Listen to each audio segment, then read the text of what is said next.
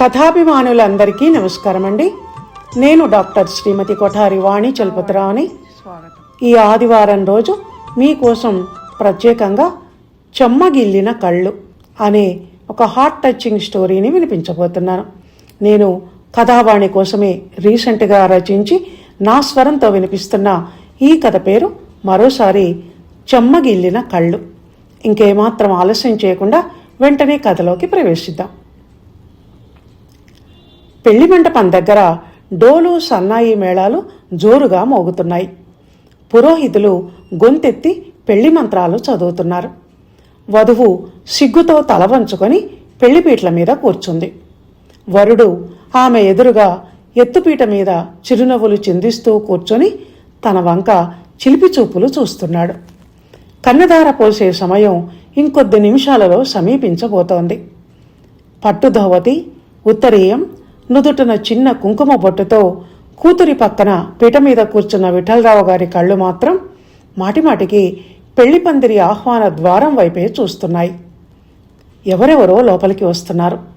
తన మేనమామలు, మేనల్లుళ్ళు, బాబాయిలు, పిన్నులు, మేనత్తలు, మేనమామలు, ఇలా లెక్కలేనంతమంది బంధువులు. సూటు బూటులోనూ పంచకట్టులోనూ మగవాళ్ళు, పట్టుచీరల్లో పట్టెడు నగల్లో ఆడవాళ్ళు.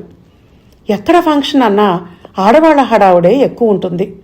అలంకరణే కాక అచ్చట్లు, ముచ్చట్లు, గొంతెత్తి అందర్నీ పలకరిస్తూ మాట్లాడటాలు, సంప్రదాయాన్ని, ఆచారాలను పాటించడాలు వంటివన్నీ వాళ్ళ దగ్గరే కనిపిస్తాయి. అందుకే ఎక్కడ ఆడవాళ్లుంటే అక్కడ ఆ ప్రదేశానికి, ఆ సందర్భానికి అందం వస్తుంది. ఇక అది పెళ్లి ఇల్లు అయితే చెప్పేదేముంది.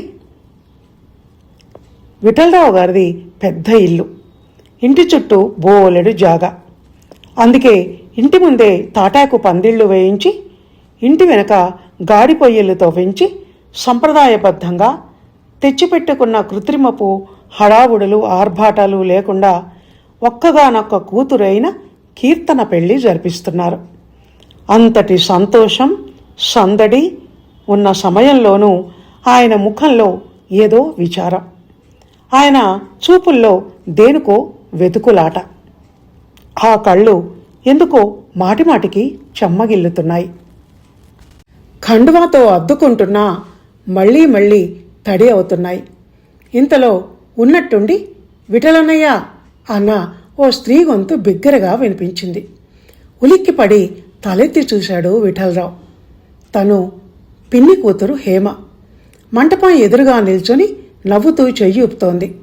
నేను వచ్చా అని తెలియచేయటానికి అన్నట్టు. అమ్మ చెల్లెలైన వసుధ పిన్ని కూతురు అని అనుకుంటుండగా ఒక నడివయసు ఆమె పట్టుచీర కుచ్చెళ్ళు ఒక చేత్తో పైకి పట్టుకుంటూ పెళ్లి మంటపం పైకి చకచకా వచ్చి కంగ్రాచులేషన్స్ అన్నయ్యా అంది చెయ్యి అందిస్తూ. తను పురుషోత్తం బాబాయ్ కూతురు రూప. అది ఎక్కడుంటే అక్కడ తెగ సందడి చేస్తుంది. మంచి చలాకీ అయిన మనిషి అనుకుంటూ తన చేతితో చెయ్యి కలిపాడు విఠలరావు. అందరూ వస్తున్నారు. ఎక్కడెక్కడి కజిన్సో.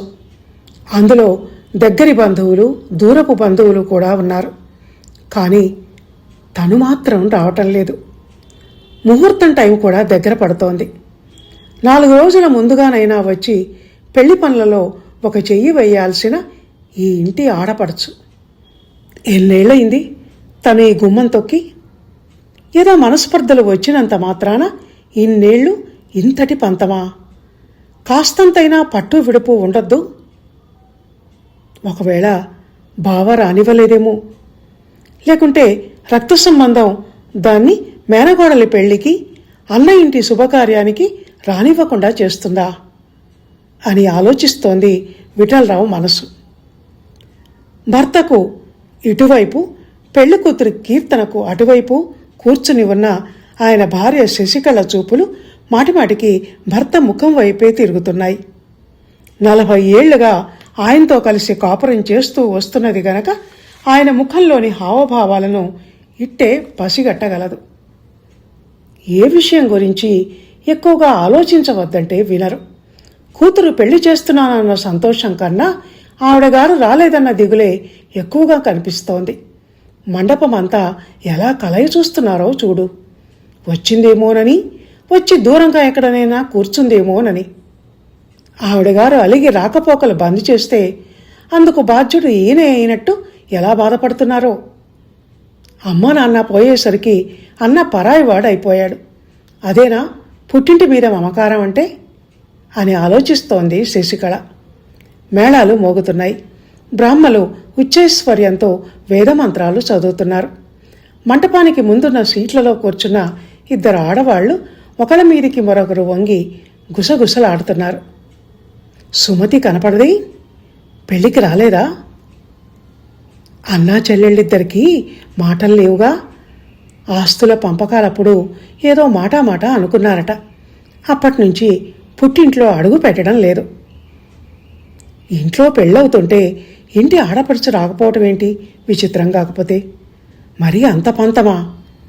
ఏవైనా మనస్పర్ధలు వచ్చినా బంధాల మధ్యవి సహజం అనుకొని మర్చిపోవాలి కానీ ఏదైనా మాటలు చెప్పటం తేలికేలే. అనుభవించే వాళ్ళకే తెలుస్తుంది. వాళ్ళ మనోభావాలు మనకెలా తెలుస్తాయి? అయినా విఠలన్నయ్య కూడా మరీ అంత డబ్బు మనిషేం కాదే. చెల్లెలు అడిగింది లేదు కాదు అని భీష్మించుకుని కూర్చోవటానికి. ఏమో మనకేం తెలుస్తాయి ఒకళ్ళింటి లోపాయికారి వ్యవహారాలు. అది సరే గాని అటు తిరిగి పెళ్లి చూడు. అంతా మనవంకే చూస్తున్నారు. పైగా ముందు వరుసలో కూర్చున్నాం అని అవతలి స్త్రీ అనగానే ఆ ముచ్చట్లు గప్చిప్ అయిపోయి పెళ్లి చూడటం మొదలుపెట్టారు ఆ ఆడంగులిద్దరు. సుమతికి పెళ్లి వయసు వచ్చేసరికి తల్లి చనిపోవటంతో అన్న విఠలరావే భార్యాసమేతంగా పీటల మీద కూర్చొని చెల్లికి కన్నెధార పోశాడు. ఇప్పుడు కూతురికి కన్నెధార పోస్తుంటే ఆ విషయం గుర్తుకొచ్చి ఆ దృశ్యం కళ్ల ముందు మెదిలింది ఆయనకు. చిన్నప్పటి నుంచి ఈ ఇంట్లో కలిసిమెలిసి తిరిగి ఆడుకొని పోట్లాడుకొని మళ్ళీ అంతలోనే కలిసిపోయి అమ్మ కంచంలో అన్నం పెడుతుంటే పక్కపక్కన కూర్చొని తిని, అమ్మ చిచ్చు కొడుతుంటే ఒకే పరుపు మీద ఇద్దరు పడుకొని అలా గడిచింది బాల్యం. అన్నా అని అది తనను పిలుస్తుంటే ఎంత బాగుండేది. నేను పెద్దవాణ్ణి, మగపిల్లవాణ్ణి గనక దాన్ని నేనే చూసుకోవాలి, దాని బాధ్యత నాదే అని అనిపించి గర్వంగా ఉండేది తనకు కూడా. అమ్మ పోయాక ఆ 5 ఏళ్ళు అలాగే చేశాడు. తనే దాన్ని స్కూల్లో కాలేజీలో దింపొచ్చేవాడు. ఎక్కడికి వెళ్తున్నా బాడీగార్డ్లా వెనకే వెళ్ళేవాడు. చెల్లెమ్మా అన్నం తిన్నావా అని అడిగేవాడు ప్రతిరోజు ప్రతి పూట. దాన్ని అలా చెల్లెమ్మ అని పిలుస్తుంటే తనలో చెల్లి అమ్మ ఇద్దరూ కనిపించేవాళ్ళు తనకు. తన పెళ్ళై శశి ఈ ఇంటి కోడలుగా వచ్చాక ఆడపడుచు బాధ్యత తనే తీసుకుంది. ఎంత చేస్తే ఏం లాభం? నాన్న మగపిల్లవాణ్ణైన తనకు ఆడపిల్లైన దానికి మధ్య వ్యత్యాసం చూపిస్తుండటం వల్ల అది వివక్షతకు గురై ప్రతిసారి అవమానాన్ని ఎదుర్కొంటూ ఉండేది. ఆడపిల్లవు, అది నీకెందుకే? ఆడపిల్లవు అలా ఒంటరిగా బయటకెళ్ళటమేంటే? అన్నయ్య అంటే మగపిల్లాడు అంటూ ప్రతిదానికి ఆంక్షలు పెట్టేవాడు. పైగా నాన్న డబ్బు విషయంలో చాలా స్ట్రిక్ట్గా ఉండేవాడు. దాని పెళ్లి కూడా ఎక్కువగా డబ్బు ఖర్చు పెట్టకుండా సింపుల్గా చేశాడు. అమ్మ నగలు ఏదో మొక్కుబడిగా దానికొక గొలుసిచ్చి మిగతావన్నీ కోడలకే ఇచ్చాడు. ఇల్లు జాగాలు కూడా తనకే ఇచ్చాడు. దాంతో సుమతికి కోపం వచ్చింది. అన్నయ్య తన మీద ఏ కంప్లైంట్ లేకపోయినా ఆ రోజు నాన్నతో గొడవైన రోజు నేను తన వైపు మాట్లాడకుండా తటస్థంగా మౌనంగా ఉన్నానని, మీరిద్దరూ ఒకటే, నేనే పరాయిదాన్ని, ఆడపిల్లనైతే ఏంటి, వాణ్ణి కన్నట్టు నన్ను కనలేదా, నా మీద మీకు ఎప్పుడూ ప్రేమ లేదు, అది ఉంటే పంపకాలు సరిగా ఉండేవి, ఉన్నది ఇద్దరం, ఏ 10 మంది ఉన్నారని, ఇంకోసారి నేను ఈ ఇంట్లో అడుగు పెట్టను అంటూ వెళ్ళిపోయింది. అప్పుడు పోయిన పోక మళ్ళీ రాలేదు. కీర్తన పెళ్లికి పిలుద్దామని తన పంతాన్ని పక్కన పెట్టి దాని ఇంటికి వెళ్తే అది కావాలనే చేసిందో లేక కాకతాళీయమో కానీ ఆ సమయానికి ఇంట్లో లేదు. బావా ఇప్పుడు గుర్తుకొచ్చామా, లోకం ఏమనుకుంటుందోనని మొక్కుబడి పిలుపులు పిలవటానికి వచ్చారు గాని చెల్లి మీద ప్రేమతో కాదు అంటూ సాధించటం మొదలుపెట్టాడు. అది కాదు బావా అంటూ తన మనసు విప్పి మాట్లాడబోయినా ఆ అవకాశం ఇవ్వలేదు. దాంతో వెడ్డింగ్ కార్డు టీపాయ్ మీద పెట్టాడు తను. తన భార్య శశికళ గడపకు బొట్టు పెట్టింది. ఆ తర్వాత ఒకరోజు ఫోన్ చేయబోతే ఫోన్ లిఫ్ట్ చేయలేదు. ఆ కారణాన ముఖాముఖి మాట్లాడుకుంది లేదు అన్నా చెల్లెళ్లమైన తామిద్దరు. పెళ్లికి సుమతి వస్తుందో రాదో, ఏ నిర్ణయం తీసుకుందో. తను తీసుకున్న నిర్ణయం వెళ్ళొద్దు అని అయితే చెల్లి సుమతి రాదా? ఇంకా ఎన్నేళ్ళు ఈ పంతాలు పట్టింపులు? డబ్బుతోనే ఉందా ప్రపంచమంతా? ఈ బంధాలు సైతం దానిమీదే ఆధారపడున్నాయా? డబ్బు కోసం పోట్లాడుకోవటం, డబ్బు కోసం రాకపోకలు మానేయటం, డబ్బు కోసం బంధాలు తెంచుకొని నాన్న వాళ్ళను దూరం చేసుకోవటం, ఇదేనా? ఇంతేనా? ఇక ఆలోచనలతో బుర్ర వేడెక్కిపోతోంది విఠలరావుకి. బ్రాహ్మలు చదువుతున్న మంత్రాల అర్థం తెలియటం లేదు. అక్కడ జరుగుతున్న పెళ్లి తంతుని ధ్యాస పెట్టి చూడటం లేదు. చెల్లి లేని లోటు మామూలు దినాలలో కన్నా శుభకార్యం జరుగుతున్న ఆ రోజు కొట్టొచ్చినట్టు కనిపిస్తోంది. ప్రతి చోట పసుపు కుంకాలున్న పళ్ళెం పట్టుకొని నిల్చొని ఉన్నట్టు తనే కళ్ళ ముందు కనిపిస్తోంది.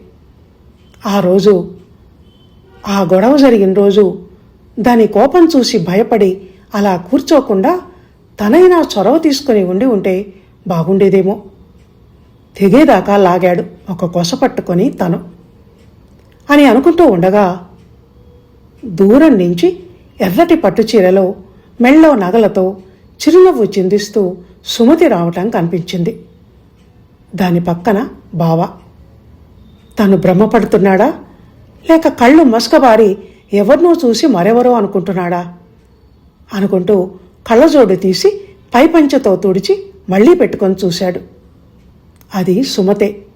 నాకు తెలుసు, ఆ నవ్వు, అలాంటి నవ్వు నేను చిన్నప్పటి నుంచి దాని ముఖం మీద చూస్తున్నదే అని అనుకుంటుండగా మనసులో ఒక్కసారిగా ఉప్పెనెలా పెళ్ళుబిగిన ఆనందోద్వేగంతో విఠలరావు గారి కళ్ళు మళ్లీ చెమ్మగిల్లాయి.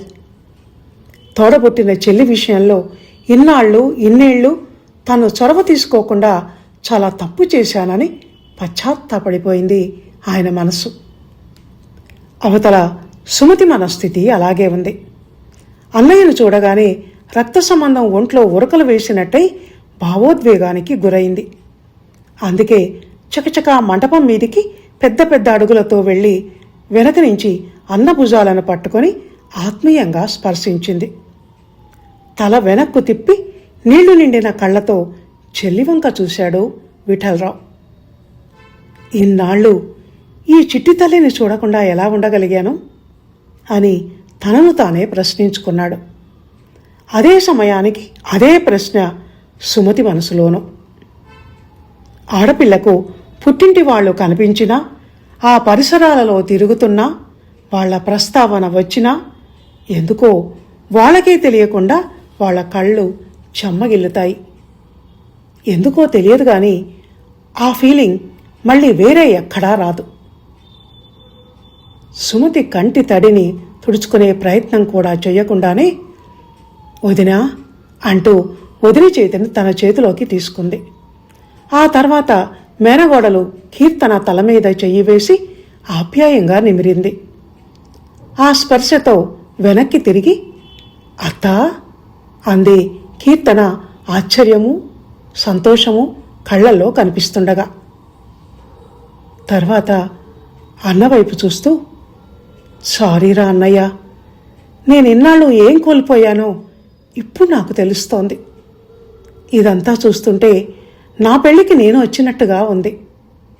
అప్పుడు ఇలాగే నువ్వు వదిన పీటల మీద కూర్చుని పురోహితుడు కన్యదార పోయమని కీర్తన తల మీద కాడిపెట్టి కన్యాదాతను ఆదేశించటంతో సుమతి ఇక మాటలాపి ఆ కాడి పట్టుకునే పనిలో మునిగిపోయింది. ఇది శుభ సమయం అన్నట్టు నలుదిక్కులు మారుమురోగేలా డోలు సన్నాయితో కూడిన పెళ్లి బాజాలు బిగ్గరగా మోగాయి. ఇదండి చెమ్మగిల్లిన కళ్ళు అనే హార్ట్ టచింగ్ సెంటిమెంటల్ స్టోరీ. విన్నారు కదా? ఈ కథలోని ఆ అన్నా చెల్లెళ్ళ ఫీలింగ్స్ నిజమే అని మీకు అనిపిస్తే లైక్ చేయండి, షేర్ చేయండి, చక్కటి స్పందనతో కూడిన కామెంట్ పెట్టండి. ఇది ఈ వారం కథ. వచ్చే వారం మరో మంచి కథతో మళ్ళీ కలుసుకుందాం. అందాక సెలవు. ధన్యవాదాలు.